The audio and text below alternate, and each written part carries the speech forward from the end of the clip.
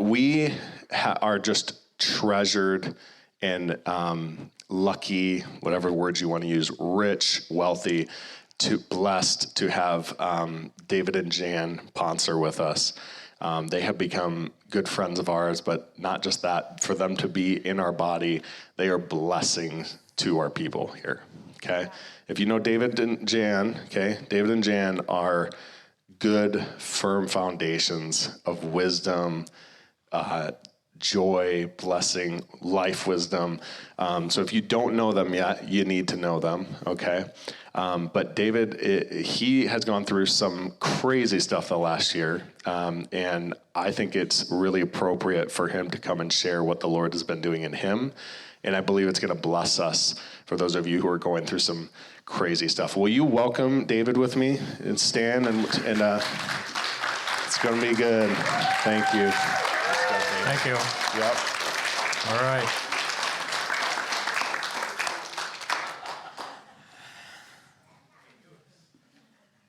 Wow. Good morning. My wife Jan and I, we retired 10 years ago and moved here.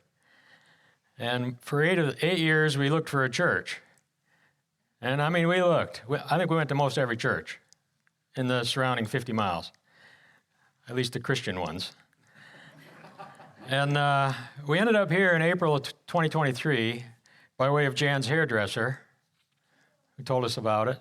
So, and we feel so blessed to be here, this community, to be part of it, to be getting taught here, and to be just part of the body. It's just been a fabulous experience. We're all excited about it. So back in January, right after Christmas, Pastor Ethan stopped me after church. He said, "Would you share your testimony some Sunday morning?" And because he knew a little bit about what I've been going through, and I said, "Yeah, sure, I can." I thought, "Yeah, I can share a couple minutes, tell my story, before service, no big deal." And so I'm waiting, and I'm kind of ignoring it a lot. And in April, Ethan catches me out in the brand new lobby, and he says, "Well, what day do you want to do it? What day do you want to do it?" And that's I kind of stopped for a second, and he means like the whole day. And what day in June? Well, any day. So he picked a day, and here we are. I asked God, well, what am I going to talk about for at least 30 minutes? Got to be 30 minutes anyway. And I'm not sure I'm the right guy to share the deep motivational truths and, based on scriptures. And, Ethan has a long and strong bench around here, and he brings up Nate, and he brings up Kate, and he brings up Georgina. We have the same insurance agent. And I'm thinking, I'm just not that guy. I'm not the teacher guy. So God answered me. He says, well, you're 69 years old. You must have something to say about what you think you've been learning from me. So I got a slide of 3 things. Is it working? There they are. Fear of everything, topic number 1. Topic number 2, why is God shoving me around? And my last one is the mighty shove, which is really the testimony. Okay, that's enough. Clear? Great. So like many of you, I didn't start my adult life believing in God. As a matter of fact, I was pretty adamant about not believing in God, and that I believed in mathematics and science. I call it the fear of everything, or like the awe of everything. And I studied stuff. I learned stuff. I followed, those who knew a lot of stuff. And my thinking like this went on for the first 30 years of my life. I would vigorously defend my worldview, that there's really no God in particular. How could there possibly be that? I said, look at all the animals on the Galapagos Islands. They tell the whole story right there. I was quite happy with my framework. I was doing fine until one day I was chosen. And I want to tell just a little about it. I got invited to a dinner meeting in York, Pennsylvania, and these dinners were what they call full gospel businessmen dinners, which I really didn't know what that meant, but the speaker was going to be Dr. Oles. Slide. There's a picture. It's coming. So Dr. Oles is the director of the Buell Planetarium in Pittsburgh. And I'm a big astronomy enthusiast, right? I got this giant telescope. This is me in New Mexico waiting for the sun to go down. And the sky is very dark out there. And I drove all the way out there from Georgia just for a few days to look at the universe. So an astronomer is going to speak at the meeting. It's in my hometown. I'm going. So we go. And we get in this room. Slide away. We go and we walk in the room, and of course we don't know anybody really, maybe one or two. And it's one of these rooms where it's rectangular and all the tables are round, and there's about 10 people at each table, and then there's a lectern against the wall, on one wall, right? And we're looking around where we're going to sit, and it's busy. There's 150 people or something, and the only seat left for Jan and I, and my seat in particular, was the one facing away from the lectern on the round table, right in front of the lectern. So like I'm facing away from it. It'd be like me sitting here facing you guys. And it was awful. It was the worst place to sit. And you know how when the speaker comes up in a room like this, everybody shuffles their chair around so they can sort of like aim at the speaker, and they're on the round table. So after dinner with some strangely, weirdly happy people at this round table, it's time for the speaker. And this is good. This is going to be the good part, right? So I turn my chair all the way around, and now I'm facing, the lectern's right in front of me. I can kick the thing. I'm straining, right? I'm looking up at the speaker, uncomfortable, hard chair, and I couldn't see anybody else in the room. It's just me and the speaker, right? Everybody's behind me. I was all by myself up there, kind of. And Dr. Oles started to go down my list of ironclad reasons why I didn't believe in God. I mean, right down, in order, my list of reasons. He went right down, boom, boom, boom, boom, right down the list. I'm sitting there, like he's reading my mail, right? It was challenging my sense of statistics, like this can't be just an accident, right? Some of my reasons, I wrote a couple down here. Why would God trouble himself to make us in the first place? Why would someone have to die so we can go to heaven? It's just ridiculous. Think about it. Why are there so many religions and they're all sort of the same but all sort of different and kind of crazy, and people fight over them and have wars? How can there be such a thing as Satan? Really? A real live devil? Come on. And everything we know and study in the world is at complete odds with the Scripture. And the more we learn and the more we study and the more we discover, the less and less the Scriptures seem relevant to me at the time. And then my favorite one is, if I was God, I'd be embarrassed if somebody worshiped me. Why would God want to be worshiped? These things didn't make sense to me. This was my framework where I was. On and on, right down my list. And at the end of, I'm starting to get convinced that maybe I might be wrong about some of these things. Yeah. So at the end of the presentation, I knew this was going to happen, kind of. He's going to have a call, and if you want to believe Jesus, if you want to accept Jesus, come on up. Well, I'm sitting there. I'm uncomfortable. The chair is hard. I need to stand up anyway. My neck is sore. I'm thinking, maybe I'll stand up. And I'm thinking, I'm embarrassed to stand up. And then I'm thinking, I'm not that guy that cares what everybody thinks. I'm not embarrassed at all, right? I'm that guy. I stood up. I wrote down here, I was dramatically changed that night. It was a sudden change, and I started to think differently about everything right then. Wow. And I know some of you, this probably happens to some of you, also, not just me, right? This happens. Some people not so much, but it happened to me that way. And it's disorienting. I'm driving in my car, I'm looking at the billboard, and there's a guy driving a new Corvette, smiling and happy. And I'm thinking, that's not true. Wow. That's not true. I could maybe have a Corvette one day, but that's a lie, right? Television commercials. You need this, you need that. I started thinking about the music I was listening to, and more importantly, the lyrics. You can listen to music all your life, and you never really listen. All of a sudden, I'm listening. Man, this stuff is evil, some of it. So it's kind of creepy, and it's not true. And it's people that are just confused. That was me. I felt like I was a different person. I was born again, right? At 35. Now I look back on that, that was a long time ago. I'm 69. I look back on that and I think, what could God have done to make his creation shout louder that he's there? What could he possibly do different? Make something more amazing? So it gets your attention? That's what I think now. All right, part 2. Why is God shoving me around? Page 4.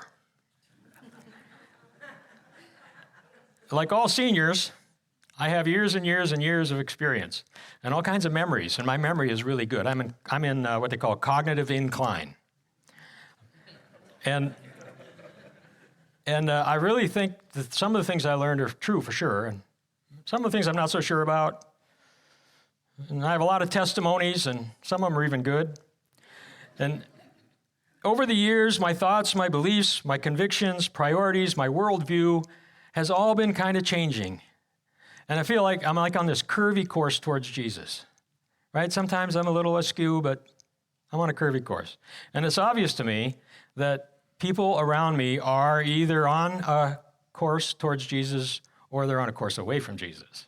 There's just 2 courses. And that's just how it is. And I feel like every once in a while God gives me a shove now and then to adjust my trajectory a little bit, right? Like, and get me aimed a little bit more towards him, where he wants me to be, what he wants me to be doing and thinking about. And this God shoving changes my trajectory.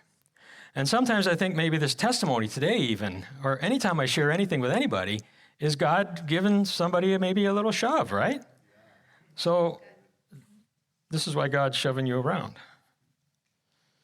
He dropped in my brain sometime in February maybe or March, about trajectories, and that your trajectory may not be changing very much. You may have what I would call a flat trajectory, where you're cruising along, you're pretty happy, you're a Christian, you found a church, you have friends, you have hobbies, your kids aren't in jail, there's food on the table, you might have some troubles, but they're not earth-shattering or traumatic. And this can lead to kind of the old flat trajectory where it's steady as she goes, Christian. But when you look in the Bible, that's not what God has in mind. He's not a steady as he goes kind of God. He talked about the lukewarm Laodiceans, right? He didn't like that. So you may sense that God's shoving you a bit now and then, trying to change your momentum towards him. And it might at least be in part of getting ready to go to heaven or getting ready to do something. That's my part about the flat trajectory. I don't want to have a flat trajectory. Part 3, a mighty shove. Page 5. Recently, I experienced a mighty shove. I was dramatically reminded that the amazing parts that make up this body are not going to last forever. And on November 30th last year, a new aortic heart valve taken from a dead cow, no kidding, and sewn into my heart, which was cut open for that reason, so they could get the needle and thread in there and sew it in. It was a miraculous scientific medical thing, right? And I know for sure that God's just given me a bunch more years, and I don't know why. I've been talking to him about it. I may be paying a little more attention if there might be an assignment or something, But it's quite a mighty shove to my trajectory. And the short version is, one day I'm totally surprised to find out that my heart valve is worn out. It's going to kill me very soon. And God orchestrates this incredibly unlikely, complicated series of events. And I end up with a new valve. According to the doctors, it should last many years. It's from a dead cow, and evidently God did not create cows just for hamburgers and leather seats. Now, I'm not persuaded to think this is just the way it should be for me. I live in the United States. I have mandatory Medicare coverage. This is a first world country. We get the best of medical science. Or that I was just smart enough to dodge the bullet, or I'm just really lucky. No, none of that. I just know for sure God gave me more years. Over this past summer, I was busy getting in shape for a multi-day backpacking trip in Georgia, in the mountains with my buddies. And this is something I do every once in a while. This is where you have the backpack with the tent and all the food, and you carry everything in, you carry everything out, and you do this for a few days in a row. And I do this a lot. I've been doing it for 20 years. And I'm hiking around with my backpack on the dirt roads in the thumb, and I'm climbing the steps at the park. I'm riding my bike. I'm getting pretty proud of my fairly fit senior self. One rainy day in September, I'm on a treadmill. And I'm walking on the treadmill. I'm watching my heart rate, you know how you do. And you raise the thing up a little bit and up a little bit more. And pretty soon, I was getting up to 140 beats, which is pretty high for an old guy. And I felt like somebody touched me on the chest like this with a finger, very lightly. That's exactly how it felt, just like that. I'm thinking to myself, what's that? So I slowed the treadmill down a little bit and went away. I didn't think anything of it. I didn't even tell Jan. I didn't tell anybody. Jan would point out that this is a male trait called denial. And that all men are good at this.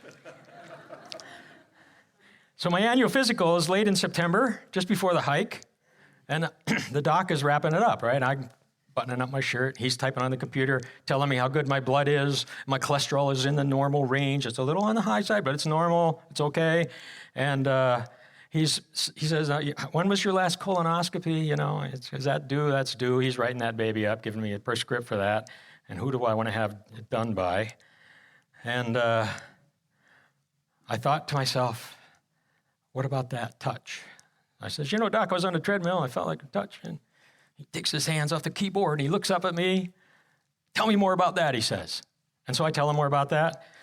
Pretty soon, you know, he's delete on the colonoscopy, and he's typing in there stress echo. Right, Nate? He's typing in stress echo. We're going to have a stress echo. Would you just check it out? We just want to check it out, right? So October 12th comes around. I got my best sweatpants on, my sneakers. I'm going to crush the stress echo. Show up at McLaren. We're going to crush this baby. We're in the waiting room. We go in. I'm feeling good, right? We go in there, and 12 color-coded leads all over. They're leading me up, wired up. Treadmill's right here running, ready to go, and in comes Nurse Rachel. And she's going to listen to my heart one last time. I'm just going to listen to your heart before you get on the treadmill. That's what she says, right? She puts that ice-cold stethoscope on my chest, and she says, you know you have a murmur. And I says, yeah, I have a murmur. I've had it all my life. And why do you keep that in the refrigerator? And she has this stern look, like not a smile, nothing, right? She says, you're not getting on that treadmill. Your murmurs, you're not getting on a treadmill. And she rewrites the order for just the echo part. And off she goes. And in comes the echo lady with the machine on wheels. They roll it in. They rip all those all the leads off of me. Oh man! And now it's time for the echo. So they have this probe. You know, some of you may have had this where they probe. Or I'm like, they do this for pregnant women, don't they? To see the baby. So I said, is it a boy or a girl? And not a smile, nothing. In comes, nobody seemed to appreciate my humor. In comes Nurse Rachel. I nicknamed her Rachel Tripwire. So Nurse Tripwire comes in, and she looks at the screen, you know, and they're doing it, and she's looking, and she leaves. She comes back, and she tells me that the pressure across my aortic valve is alarmingly high. It's 100 and something, it's supposed to be 20. Millimeters of mercury. Nate, you can get this right. So, and your doctor wants to see you right away. Like right now. And the doctor's across town and around the corner, right? Yeah, and this is the first time ever in my whole life a doctor wanted to see me right away. It's usually the other way around. You want to see them right away, and they're busy. He wants to see, so we drive over there. We're kind of in shock a little bit. Something's kind of wrong. We get to the doctor's office. We go in. He comes in right away, and he's looking at Rachel Tripwire's printout that he had, and he said that I need a new aortic valve. It's shot. It's like shocking. And I'm going to set you up with this cardiologist. His name's Dr. Scaff, and we'll make an appointment with him as soon as we can and send us home. So now we're driving home. We're like, what? We get home, and I'm thinking, Dr. Scaff, who's that? I don't know this guy. And I says, but I do know a guy. I know a guy at church. He works at the cat lab. He's got to know Scaff. And I had his email. So I email Nate. Nate, what about this Dr. Scaff? Is he any good? Nate says, emails me right back. He says, oh yeah, Scaff's the best. He says, but you're going to have to be patient if you want to be his patient. He's very busy. And it turns out, though, that Dr. Scaff and my doctor are buddies. They're from the same town in Syria. Yeah, Syria. It's a long way away. And I got in 4 days. So we go in and we talk to Scaff, and he said he has Nurse Tripwire's report too. And yep, you need an aortic valve at a minimum. We're going to do a bunch more tests to see if anything else is wrong. And you have to be thinking about where you're going to get it done. And we can do it here, we can do it in Detroit, we can do it in Ann Arbor. And you need to get it done right away. Not weeks, not months, but right away, soon, days. So we leave his office in shock and drive home. Now we're starting to get the feeling of what this really means. Our travel plans for Christmas to California to visit our son and his family are not going to happen. We call the real estate agent in Tucson and see about her re-renting the winter house that we rented, a rather big financial commitment that we're not going to be able to do, right? And we pray for healing, and I let God know that I prefer the instantaneous version. You know, this is the one where everyone's real surprised that you're not sick anymore, and you get kudos for being close to God. And I'm on the internet looking for various types of surgeries for it. There's a lot of different aortic valve surgeries. They have all different kinds they do. They have different kinds of valves. There's a lot to know about it. And one article I'm reading says only 3 out of 100 die on the table. And they're kind of proud of this. I'm asking God, why me? And I'm thanking God that the problem was even discovered. I really didn't have any symptoms. I'm disappointed with God that I have to deal with this. Jan and I are praying for wisdom concerning the decisions before us. We're worried. And then we remember not to be worried. And we look in Philippians 4. And we're not anxious for anything, but we're worried too. I'm starting to think that, maybe I'm not going to live forever. On October 23rd, I'm in Nate's cath lab for the tests. Dr. Scaff's getting ready to put the dye in my blood, and he's going to run me in there, and I got to swallow this transducer, and I'm a little nerved up, and they take my blood pressure, and it's 150, and it's never 150. And here comes, Nate's not on my team, other people are, but here comes Nate with the lead apron. He's circling around, and he comes in my little stall, and he prayed for me. It makes a big difference, doesn't it? Yeah, to know a guy. And he reassured us. Yeah. There was a test. The test that day, there's nothing wrong with me except the valve, which is really wrong. All the other stuff's working great. This is like good news, kind of. And Nate swings by and walks us out. He's eating his lunch while he's walking us out and showing us how to get to the elevator and out the door. And we go home. It's a 20-day wait for surgery at Cleveland Clinic. Seems like they're kind of busy. Plus, the doctor's going away for a week. I wonder if 20 days is too long. We talk to the doctors about it here. Yep, it's okay. So we wait. We wait 20 days. Jan's keeping a close eye on me, pretty much line of sight. Even at night. When I do anything stressful like driving, I feel the touch. It's like I feel it more now. Like is it getting worse? Now, or is it just that I know about it? And we're sort of on eggshells, but we're praying, we trust God, we're thanking God for the journey, we're thanking Him that we are even on a journey. On November 20th, the real estate agent in Tucson calls and sent us an email, or she didn't call, she sent us an email to let us know that she re-rented the house, and now we're off this financial hook, right? Well, I had made a deal with God. I said, God, if you get me off this financial hook, 10% of that bill, which is not income, right? This was going to be a bill I was got to pay. I'll have to give that, So I did. I wrote that check. Yikes. Jan went upstairs and blew the shofar. We have a shofar. She blew the shofar right in the house.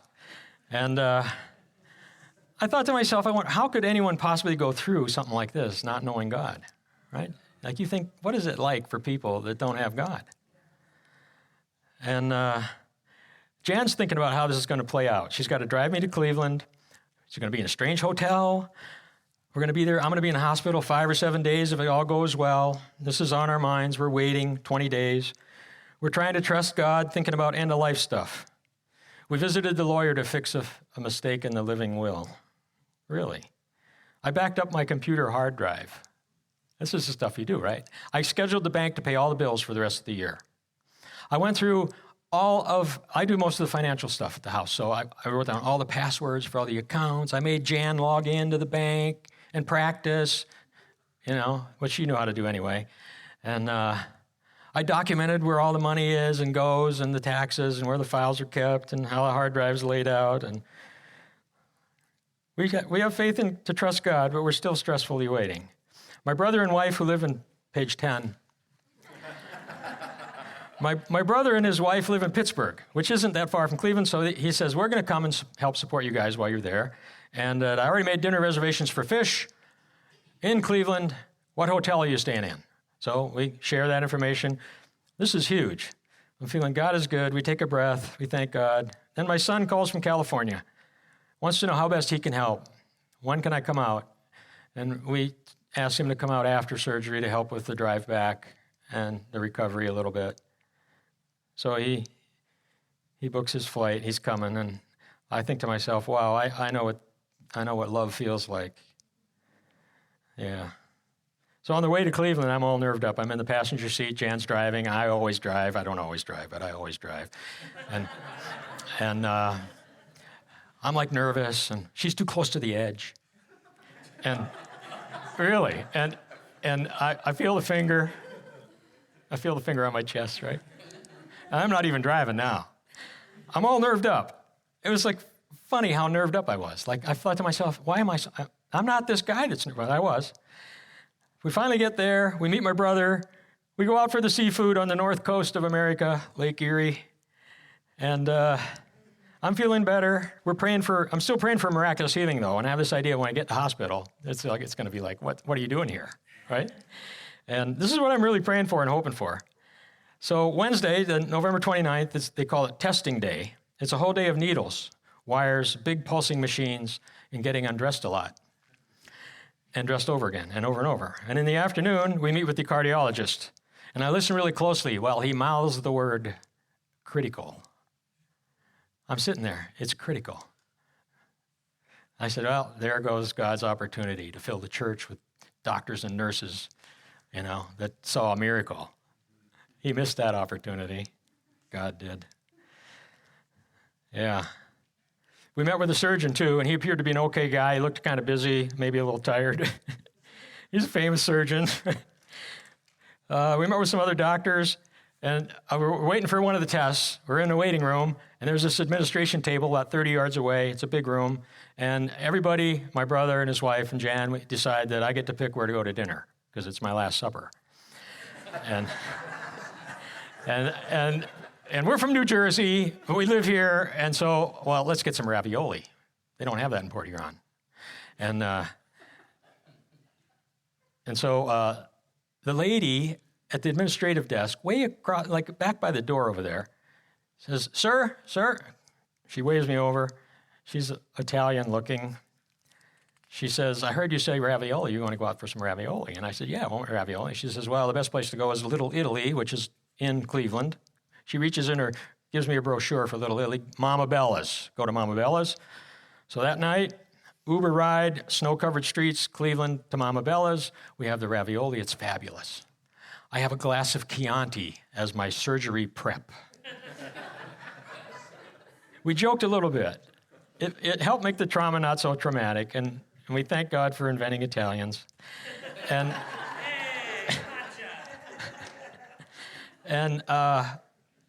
surgery's scheduled for the next day, 5:30 a.m., which is kind of a blessing because if you get to be first in the morning, you're not likely to get bumped by an emergency or something. So my brother volunteers to get his car. This is too early for the shuttle. My brother gets the car out, brings it over. Jan and I are in the lobby. My brother's in the lobby of the hotel. We prayed. We stood in a circle and prayed. And we prayed for a good outcome to the surgery. And we navigate back over to the big building to our assigned desk number J2. We check in. The lady says, could I have a copy of your living will? And I happen to have it with me because I was instructed to have it, which I did. So I gave her the copy. That goes in a file somewhere. And then they give you the gown. You know the gown? The one that's supposed to attach or connect in the back, which they're impossible, right? And they hand Jan all my clothes in a bag with my shoes, and they give her a beeper and a locker key so that she can roam around all she wants, and they can summon her with the beeper. Now, this is great, right? We hugged. We say we loved each other, which we do. And I get on the wheelie bed, and the guy's wheeling me down the hall, and there's Jan standing there with a bag of clothes. And they wheel me around the corner, and there's all these operating rooms. And you know what this is like, right? It's a Cleveland Clinic. They have this long hall, and they have 40 operating rooms, maybe 50, on both sides of the hall. And they parked me in front of number 64. That was mine. And I'm looking up and down the hall. I'm laying in the bed. I'm looking around, right? And there's people parked in front of the rooms. Everybody's parked, parallel parked in the hallway next to your door. These are all the people that are going to, there's a lot of them. Every once in a while, somebody comes out and talks to me, and the first thing they ask you your birthday. What's your birthday? I told you my birthday. I told everybody my birthday. There's something about birthdays in hospitals, right? They want to make sure you're you or something. And then they tell me there's such and such a specialist, and this is what they do, and they have some questions for you.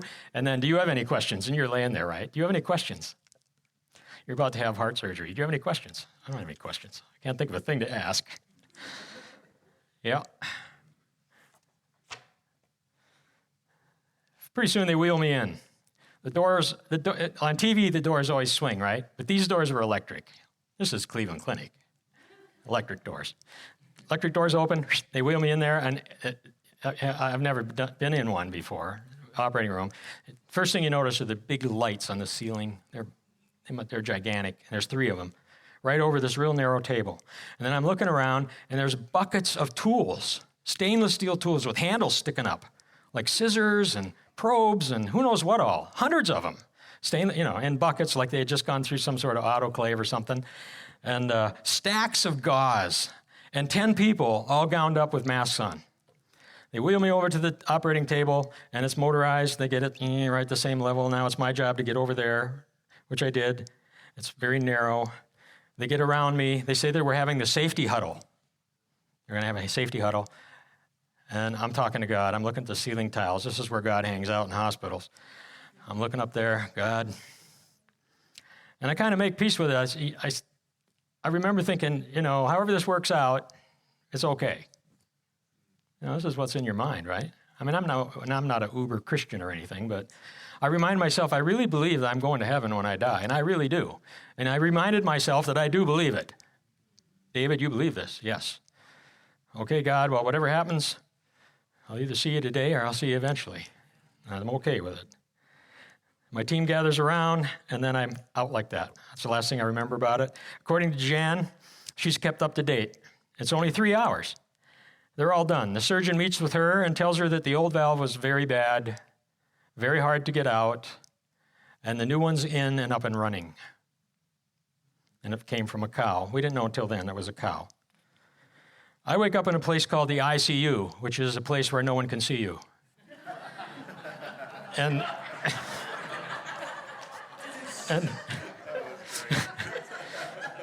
there's all these wires and tubes. There's an IV in my neck. I'm not kidding you. This is unbelievable. There's a plastic tube down my throat. I'm waking up. The nurse puts a button in my hand. She says, this is your pain medicine, and when you push the button, you get some pain medicine. I pushed the button right away. And she said, you can push it all you want because it's the computer. It won't overdo it, right? So I pushed it again. And pretty soon I figured out that sometimes when you push it, you hear a beep back around. And sometimes you push it, no beep. And then I could feel those drugs coming in, right? So it's the beep. You want to get the beep, right? And so and there's a clock, and I'm looking at the clock, and 10 minutes, you get the beep. If you wait 10 minutes, you get a beep. If you don't get a beep. You got to wait 10 minutes. But the ones in between don't count. They don't do anything. They don't extend it. Yeah. So about this time, I thought, I'm thinking. I'm figuring this out. I'm looking at the clock. I'm playing with the button. My brain is working. I looked up at the ceiling tiles. Well, God, so far so good. I'm alive. So the ICU is a noisy place with curtains, and there's no doors or walls. And I think I had a nurse that didn't have anything to do but look after me, but she was always on the computer. And I laid there not moving. You don't want to be moving. They just have you apart. Now you're together, but sort of. And The only thing I'm moving is the finger on the button.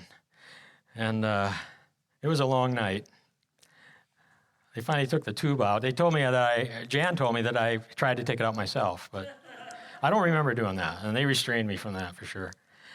Anyway, around the next day, there's hope that I'm going to go from the ICU to a place called step down. I envision going down steps or maybe an elevator or something to get to step down. And the people around me are talking about maybe going to step down, but they're kind of busy over there, and they might not have room for me, and I might have to stay another night in the ICU. And they're talking about it, and I'm hoping, I'll get down there. Jan can't see me too much in the ICU once in a while. They're monitoring the access. About 5 o'clock, here comes a guy down the hall pushing an empty wheelchair, and I'm looking at him. Here he comes. I'm thinking to myself, this is going to be a wheelchair ride, and I have to get up and get in there. I can't get up and get in there. He comes right up next to me. There are like 4 or 5 of them now. The motorized bed comes up. They swing my legs out. All these tubes above and things hanging. They move them over to there's tubes below. There's stuff going in and out. And they're catching it all in these various bags and things. And they roll me down the hall and around the corner to the step down. I had to let go of the button. The button went away. And I get to the new place, I get the new bed, I get myself in there without moving. I had to move a little, I guess. I'm hoping the tubes don't get ripped out. Jan can now visit as much as she wants. So can my brother and his wife, and I look at the ceiling tiles again. This is where God hangs out, and I ask for a bit of help to get through. Leland's a musician. He has a song called You're Still Mighty. And the lyrics, we listened to the song on the way over in the car, and the lyrics are, my anxiety, it melts in your eyes. You get me through to the other side. You're still mighty. And it's going through my head like a tape, And I'm thinking, I'm thinking, don't let that go. Leave that go around and around, because you're pretty anxious at this point.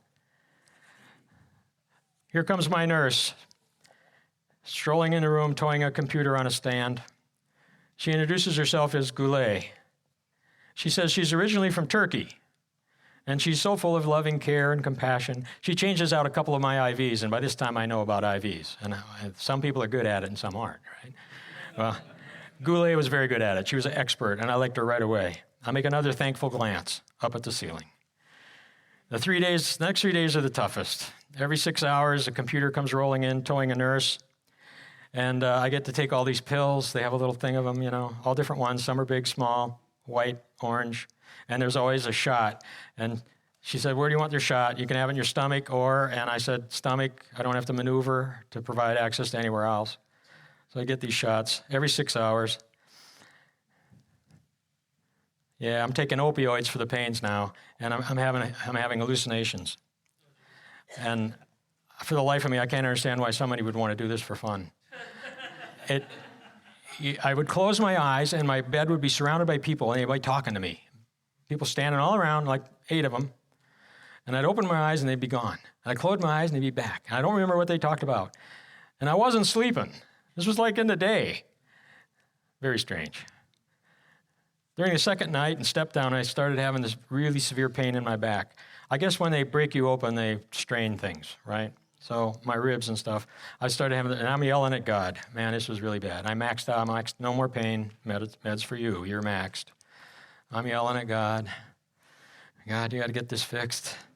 I made the motorized bed go up and down and halfway up and halfway down. Nothing I could do to get rid of it. It was tough. I called Jan in the morning.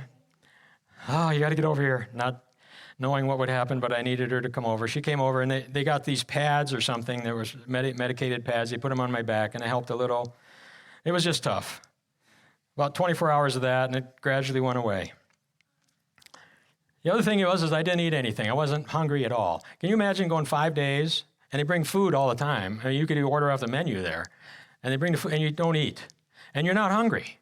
And you're thinking to yourself, why am I not hungry? I've never had this, ever, my whole life. 5 days, no eating. No problem. During each day, I had to get up and shuffle around the hall with the help of a physical therapist. And these girls, they have ponytails and maroon tracksuits. And they hover out in the hallway looking for victims. And And they walk by, and the nurse is in there. And they walk by again, he's getting a blood sample. And then they walk by, and nobody's in your room, and they come. And they get you out of the bed, and you have to shuffle out in the hall. And sometimes you have all this stuff hanging, and you're shuffling along. They make you walk. Yep. After one such outing, I'm back in the room, and I started having what they call AFib. So my heart rate's been 67, and I'm watching it, right? I'm wired up, and I got a transmitter, and I'm watching this thing on the screen. I can see it from my bed, right? And I'm checking it pretty regular, making sure my heart's beating like it should. And it's always 67, maybe 65. It's looking good. Now it's 40, and then it's 80, then it's 100, and then it's 20, and then it's like AFibbing, right? In comes 4 or 5 people come running in the room. Like I set off the alarm, right? This is pretty concerning. And Nurse Goulet, she gets a bag of meds and hangs it on the hook, plugs it into my IV, and then she asks if she can do it. Like she already knew what to do, and she did it already, but she had to get clearance. And she said, don't worry, nobody ever dies from AFib. You'll be fine by the morning. Which I guess is pretty common and pretty true most of the time. But later on, I noticed that I had these wires coming out of my chest, electric wires. 2 of them. They came right out of my chest, and they were taped down. They're right here. And I find out later that those are what they do next if you don't clear it with the drugs. They take you somewhere and give you a shock or something. And I said, aha, devil. Aha. I didn't have to use the wires. And then the lie jumped on me. If God really wanted to heal me, he wouldn't allow this AFib to happen. He wouldn't allow any of this to happen. I shouldn't be thankful that the wires were not needed. I should be upset that with God for the AFib in the first place. And then I think, no, I'm not going to go there. God's healing me the way he wants to. And more importantly, even if he doesn't, that's okay too. I'm getting back on track, right? So the devil tries to get you off there.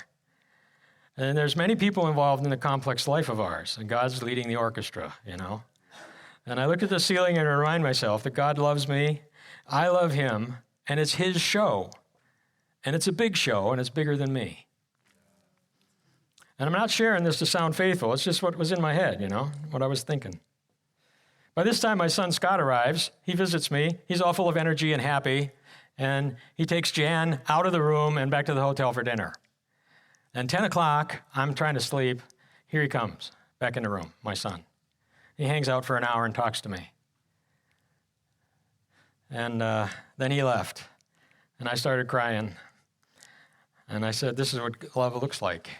When your adult son, comes and holds your hand for an hour and talks things over right there in the room. Yeah. And what about all these medical professionals that touched me? They spent years and years of their lives studying and learning to work these miracles of science. And what about the hundreds of people that prayed? Lily prayed one morning here before all this. Georgina and Rodney prayed. Ethan and Lydia prayed. Nate and Kate prayed. David prayed. Mary. Many of you prayed for me. I'm so thankful for this. Yeah. It seems kind of complex how God does it, right? It's complicated. There's hundreds of people involved. I'm starting to get a little glimpse of the big picture. Just a little, maybe it's a pretty big show here. What turned out to be the last day, in comes St. John the phlebotomist. He's not the Baptist. He's the phlebotomist. He's coming in to take some blood. I still have chest tubes and wires, and he's got his needle out. He leans over me, and this big gold cross on a heavy gold chain, and he looked like an old version of Brad. He's like a SEAL or something, or retired. This gold cross comes swinging. I think it's going to hit me in the face. Comes swinging. He's looking for a place to put the needle. There's not much room for more of those. And I said, you must be a believer, I said to him. He says, oh yeah, I'm a pastor. And he takes the blood, and then I hear this snap, snap, and he puts on a new pair of blue gloves, and he comes over to me and says, I want to pray for you. He says, I'm not supposed to do this. They're not supposed to do this. But when the Holy Spirit tells me to pray, I pray. I said, yeah, you can pray for me. He grabbed my hand and he prayed. I watched his biceps, I don't know what he said. I can't remember. I think, was he an angel? And then I felt the whole atmosphere in that room shift. And I looked at Jan. She was standing down at the foot of the bed. I looked at Jan, and she felt it too. We like something just changed. And then I kind of knew, well, I get to go home pretty soon. And there was a lot of stress about this because they told us they want us to check out, when they send me out of there, which they wouldn't tell me when, we have to stay in town for 2 days and then come back. They want to check wounds and stuff. Well, we had to extend, she's extending the hotel reservations. My son's might have to change his flight from Detroit to Cleveland, and then who's going to drive us home? And we're like stressed out about this. And then shortly after St. John was there, in comes Joseph. Joseph looks like that guy on a movie star guy. What's that show? White Collar. I don't know if you ever saw the show. Anyway, he looks like he's an Italian guy. He's really good looking, right? Got the really good hair. Anyway, he's looking me over, and he says, I think that you could just go home, and your team in Port Huron, Nate and Dr. Scaff, they can look after you. You'll be fine. You don't need to stay.